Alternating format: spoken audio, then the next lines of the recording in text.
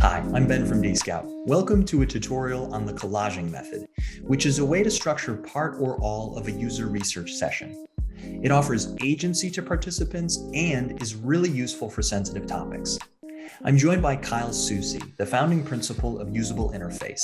She'll walk us through what the method is, when you might use it, and what a session looks like in practice with me as the participant. Let's get started. So hi, Kyle. Thanks so much for joining me. I really appreciate some of your time, and we're excited to learn more about the collaging method. Yeah, I'm excited to be here. Yes, I'm wondering if we could start with what that is. Certainly some of our viewers might know of a collage, but using it for research, can you walk through what it is as a research tactic or a research tool? Sure. And I get the question a lot because it is not widely used in our industry. I mean, there are people using it. I certainly have used it, but it's not widely adopted. So it's a common question that I get. And simply, doing a collaging exercise really is an elicitation technique. It's about getting the needs of the user through the act of them creating a collage that could reflect their experience with the product. It could reflect their feelings or thoughts about certain things. You can really narrow down on any topic that you want. And pretty much they're creating a collage that really reflects how they feel about something and then explaining why they chose those pictures. And just in that simple activity, in that simple act, we gain just a wealth of knowledge that we typically would not get if we sit down with someone with our predefined list of questions, because already we've kind of decided the path the interview is going to take. And what I love about the collage is depending on what they create, the pictures they choose, they're really deciding what they want to talk about, which makes it easier for them to talk about it as well, which really makes this method really helpful when you're trying to get to sensitive information, talking about taboo subjects, things that people typically don't want to open up about, especially with a stranger that they just met. So I find a lot of success with this method in particular when you have sensitive topics to talk about. Are there particular use cases or kinds of questions or a phase of a research project that you have found the collaging method works particularly well for? I think it's best used when it's early on in product development, almost at an ideation phase where you're still gathering those user requirements and still trying to understand the user's world in order to design for it. That being said, though, I have used it when the product already exists and it's been out there for a while, and we really just want to get in touch with how it makes people feel. What has their experience been like? And it's a great icebreaker in those situations where they're just building a collage based on their experience. And I tend to think of this exercise not as, if I have an hour with a participant, it doesn't have to take up the whole hour. It could just be a 20-minute icebreaker in the beginning just to get background information. So in that regard, it really could be used at any point, but definitely if you're trying to do more persona work or trying to get an understanding of just who that person is a little more in depthly, that's where it's most useful. One of the things that people quickly realize with collaging is it's not one of those methods where it's like, oh, great, now I know where to put the button. That's not what it's about. It's about empathizing and understanding, why are we even creating this product? What is the real problem we're trying to solve? And getting in tune with really what they're feeling. And sometimes it's hard to understand the problem and how it makes them feel until you do an exercise like this. Have you experience in terms of doing it in person versus doing it over the web? Are there considerations that you would give someone who's maybe unable to do it in person, or can? Do you have suggestions on modality? It's a very good question. Yes, there are big differences between conducting this method remotely versus in person. It's actually done very differently. So when it's in person, I am coming to the interview with possibly 300 images, very, very random, all cut out. Sometimes they're on stickers. It could be different things. Sometimes they're just taped on. And I'm setting them up on a table for participants to choose from. Now, the reason why it's such a huge number of images is because I do not want them to be um, really their focus to be too narrow. I want it to have just all sorts of different kinds with no exact themes, no animal themes, no abstract themes. Like it's really just a hodgepodge of all different things. And I want it to cover, negative, positive, just whimsical, all sorts of feelings that someone might have. Because you never know what kind of reaction to an image or a stimulus someone might have. So you really want to have a wide breadth of images to choose from. Now, with what you did, doing the collage remotely, I don't really have control over that catalog of images. The tool that you used, Canva, that has a great database of thousands of pictures, and you can type in, if you're feeling like negative or something like that, or cars or whatever you wanted to type in, you could type that in and then you could see a bunch of images related to that, which is a slightly different way of going about it. I almost liken it to, if you're doing information architecture, like a closed card sort versus an open card sort. It's very, very different. So that's a big difference in how it's being conducted. And I think that definitely changes the results you get. But in the end, the outcome is very similar in that they're still selecting images that represent how they feel about a topic. But yeah, different things to take into consideration. And I personally, as a remote exercise, I have participants perform it as homework prior to the interview. So it's not taking up too much time in the interview. Obviously, it's in person. You're spending a good 10, 15 minutes them creating it, and then another 10, 15 minutes possibly of them explaining it. So now Kyle and I, after breaking down a bit about what collaging is as a methodology and when you might use it, I am actually going to serve as a research participant in this section here. And Kyle's going to walk us through what she would do or might do in a typical session. So Kyle asked me, what was it again, Kyle? I think it was about commuting, right? Yes, yes. So to pick out 5 images, or at least 5 images, that really reflect your experience, good or bad, with commuting. And just assuming that that was our research topic, perhaps we were creating an app or something that had to do with that. That would be our starting off point, just to demonstrate this method.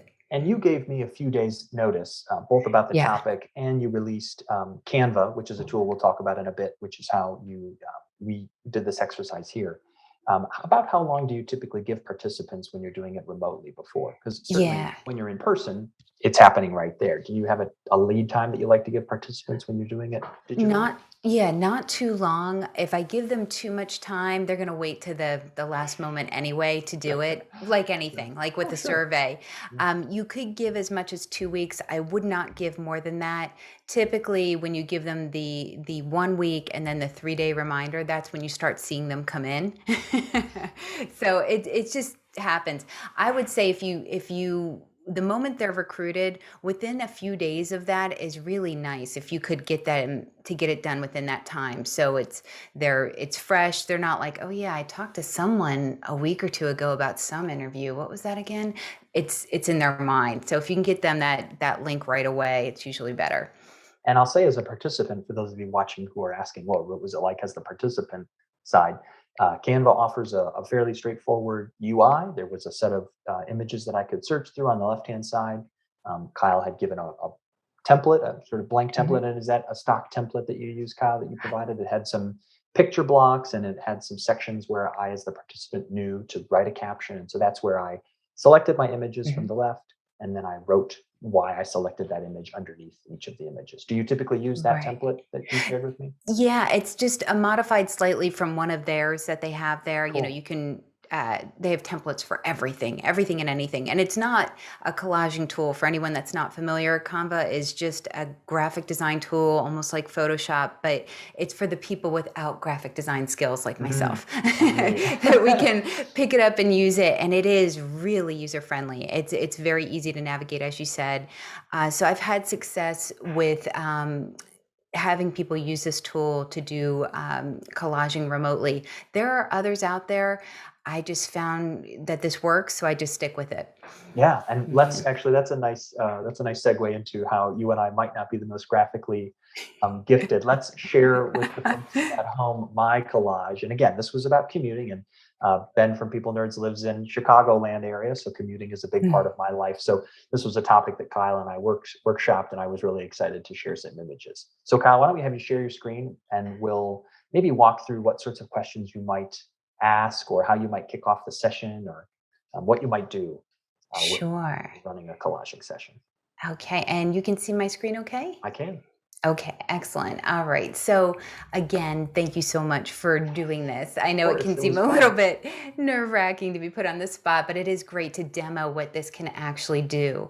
And, this collage that you created, it really is a great icebreaker to starting this research. So, I don't necessarily have to sit down with a clipboard, with predefined questions. Instead, I'm giving the control over to you, the participant, to lead the discussion. And it's all based on what you chose to include in your collage. So, for instance, here, what I really loved about your collage is that you had a great mixture of both the benefits and the cons, the pros and the cons of commuting. And it was nice that just organically happened. You chose here, a benefit of commuting is that it allows me to live in nature further from my place of work. This image reflects what commuting enables me to do. I thought that was really great. And I was probably at this point, if I was doing this for a research session, Mhm. I would dive into like, oh wow, so how far out of the Mm. city do you live, and what kind of things in nature do you like to do? What does it enable you to do? Just a whole line of questioning there. The image below about how part of the negative side of having that commute is that feeling of constantly checking the time and rushing. He said here, even if I'm not late, I experience commuting as one of vigilance and harried energy. That's a really, it's really interesting just to understand that feeling that you have. And I'm actually curious to know, like, based on that image, how do you manage your time? Like, do you have like a certain app that you use to keep track of things? Do you use an Apple Watch, or what are your tools for staying on top of the time there? I use anxiety and sheer dread at missing the train. For anyone who's watching who takes maybe a commuter rail or Amtrak, it doesn't come as frequently as maybe a city-based train. So I just leave a lot more time. And I loved that image on the first column in the middle of the guy, bonkers eyes looking at the watch, because that's really what it is. I have a watch. I check it quite frequently, and it's really a thing. Do collages ever have so many images that you don't get through them all, or do you, as you're going through the images, maybe reach theme like saturation, or do you try to get through each image with a participant? I try to get through each image, and I typically do. So if I'm designating some time in my interview to do a collaging exercise, it's usually about 20 minutes or so out of an hour. So if I have an hour with a participant, I might take 20 minutes of that to discuss their collage. And that's if it's remote. That's, remote meaning like they've had this as a homework exercise Mhm. to submit their collage beforehand. If it's in person, I build in another 10 or 15 minutes to build the collage itself. I find, as an extra tip too, if you're doing this in person, leave the room while they're creating the Mm. collage. I leave for 5 minutes. I say, take your time, look over the images, and I walk away, because, when someone's looming over your shoulder, it can be hard to just relax and really take the images in. Sure. So then I come back in, I write a few notes, and when they're ready, and we discuss the collage. So it can take up a big portion if you're in person to do this. But I find, again, if the topic is sensitive, if it's taboo in any way, or if it's just hard to get people to open up, it's just worth the time to get them to do this, because they can just more easily talk about things that they normally really wouldn't talk to a stranger about. That is another question that I had. Commuting is something, as you can see by my captions, I'm quite, I guess, passionate about. Mhm. There, you and I initially touched base because, and we'll link it below. You were able to give, or you were generous enough to give some of your time for a roundup that People Nerds were doing on sensitive or taboo topics, and you said actually this whole method is quite well suited for that. Do Yeah. you often have participants not write captions, or I guess in what ways is collaging a way that helps folks talk about things that might be difficult to, or surface things they hadn't thought about? Sometimes the act of writing can be potentially problematic. I am someone who is pretty easily able to write about commuting, but do you ever have times where you don't opt to have captions, is maybe what Yeah, I'm getting? I always have them do captions. I always find that that's the gold. It's not so much the picture that they pick out, it's the reasons behind it where the good stuff is. Mm, And if they can, even if it's just a word or two, a phrase, it doesn't have to be a lot. Like Ben, you were great about putting like a couple sentences. That's wonderful. Typically, if I'll get them to write like, 2 to 5 words to caption each image. And that's okay. Even if they put one word, it's enough for me to say, you picked out this image and I see you labeled it with this. Tell me more about that. Why did you label it with that? And that's really interesting. I find if sometimes if you're using the same set of images, and we usually use a set of like 200 to 300 images if you're doing it in person, so you have a good amount. They're varied. There's no themes running throughout them. It's just very random mix of images. And if 2 people pick out the same image for different reasons, that's pretty cool. I always find that fascinating. But you were asking about the sensitive topics. yes. That's where this method really shines. I find you can do this with anything. Something like commuting. I mean, like, it's not hard to talk to people about their commute. You don't really Sure. have to dig in deep to their soul. But when you're talking about an illness, I've done chronic pain studies, cancer patients, talking to them. If you've had to talk to people about anything medical related, I've talked to women in their menstrual cycles using collaging, lots of different topics out there. With the chronic pain study, it's, I'm sitting down with someone, perfect stranger, I'm able-bodied, to really understand and empathize with what somebody's going through when they live day in and day out with really only 2 options: to be under the influence of a narcotic, which is not really living, or being in pain. And that's just like, whoa, what are they feeling? And for me to connect with them doing something like this was really eye-opening. One person picked out a picture of a gun and they captioned it with suicide. Wow. And that was powerful. It's like, whoa. And asking them about that, I have to tread lightly, because even though they put it in the collage, even though they captioned it, it doesn't necessarily mean they want to talk about it. It allows them to open up a door, but I think I've said before, like, do they want to walk through it? So you really have to be very vigilant, very aware of, whether or not they're comfortable. And when they do start talking about it, it's nice because it's not like I've actually sat down with someone and said, was the pain ever so bad that you wanted to commit suicide? It's like, whoa, where'd that question come from? Like, they chose to lead us down that path and talk about how this affects their family and their mental state and everything. So in that way, I really don't know if there's a better method out there to really getting people to open up about something so personal and private. Do you have memorable experiences of a collage that really struck you, and that really was like, it revealed to you something so unexpected about the thing that then really helped you make recommendations? Because, as you said, this is a user research methodology at the end. Yeah, the gun one definitely stands out for me. I'll probably never forget that one. There was one with a woman that had her lips, it was a close up of her lips, and they were sewn shut. And the person saying, this is how I feel, that I'm never allowed to really voice my frustration, my real feelings. And it just was so powerful. And to think like, wow, that's how somebody feels. Recently I did, again, on the other side, the flip side, where it's not too sensitive of information to do a method like this, gift giving. So I think it was 1 or 2 years ago, I did a collage to understand how people felt about gift giving, what their experience is like. Some people really love it. Some people absolutely hate it and dread giving gifts and thinking of new things to get people. And this app that we were creating was supposed to help make gift giving easier. And the participant picked out this black, dark forest. It was just eerie. And she captioned it with, this is how I feel when I have to start this process. And it's like, wow, it's like, that's why we're building this app. People feel lost. They don't know where to begin. They just, it's a lot of pressure to give a gift and to always think of something unique. And it's like, okay, now we're all on the same page as why are we even building this app to begin with? And I think that's that empathizing tool that it really does a good job with. Yeah, for me, when I sometimes struggle with stakeholders, they may not read my reports.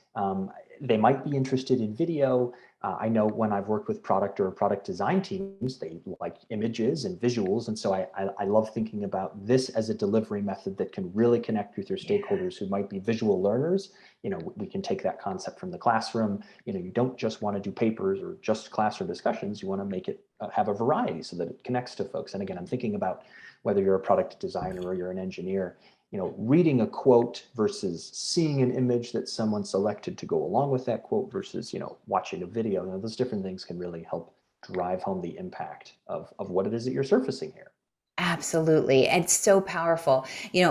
Images, music, there's so many different kinds of stimuli out there, and how you react to them, it can be very personal. So when you share an image and say, hey, a participant that we talked to picked this out for this reason, it might strike other people differently. But I think that's what's so powerful about art in general. And that's what this is really an art exercise, is what it reveals about the person, why they chose that picture. And that does, more than a quote or anything, I think that really does stick with them. You have to be careful though, that some people in the audience, that you're presenting this data to, could take it quite literally. Like I have experiences where, marketing folks will sit in and be like, they picked out, the person with their hands in the air going, yay. Okay, so all of our brochures, everything has to have that in it. It's like, whoa. It's not about that imagery. It's about why they chose it, the feeling that it evoked, So we don't want them to literally take these images and run with them.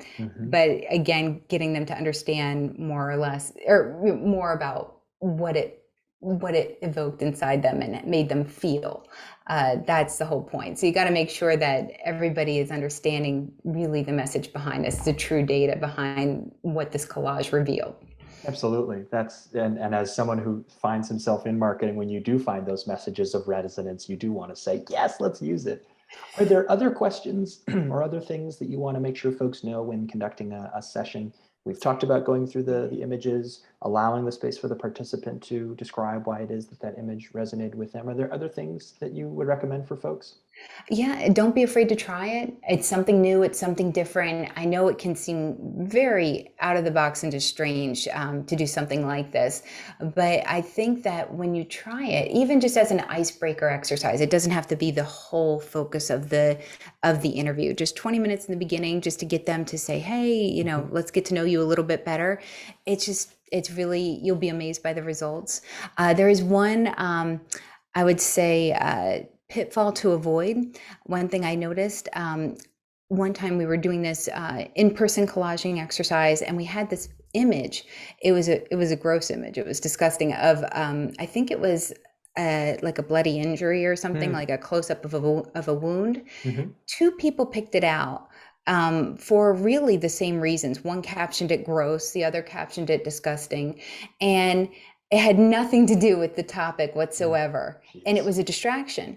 And so we just realized we had to pull it from the pool of images because it was just too distracting. So sometimes that can happen when you have that in-person study, that if you're bringing the images, don't be afraid to change them if you're finding that they're distracting rather than opening them up. That's a great point. That's a really good point. And thank you so much for the time, Kyle. This was really good. I've learned a little bit more about myself again as people nerds, like many other offices, decide whether or not to go hybrid, and remote commuting was very top of mind for me. So do check out Kyle's resources. She has spoken eloquently about this in other places. We'll drop those below. Follow her. Kyle, you're on LinkedIn, I know. You said you're in some user research groups. Are there other places that folks can find you and read your writing? Yeah, you can find me on Twitter at Kyle Soucy. My website is usableinterface.com. And perfect. Around. We will send them there. Well, thank you so much, Kyle. It was great to see you again, and go out and try this method, folks. It is certainly something that can help surface empathy and display it in a different way. Yeah, thank you so much.